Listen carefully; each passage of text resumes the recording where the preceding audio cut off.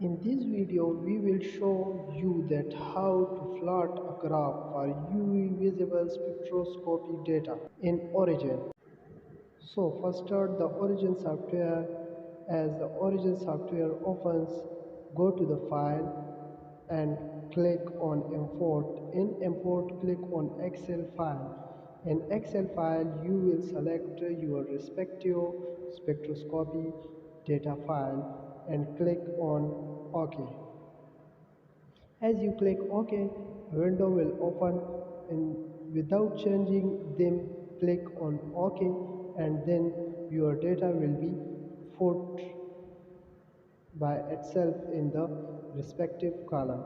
So you will have to set the title, long name, unit, comments, etc.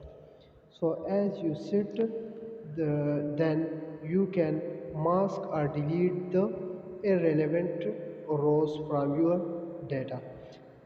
As you delete the data, your data will be all set. So then select your respective column for which you want to draw or plot a graph. Select the graph type of your interest, and then you can easily change the size and color of your graph from the setting. Thank you.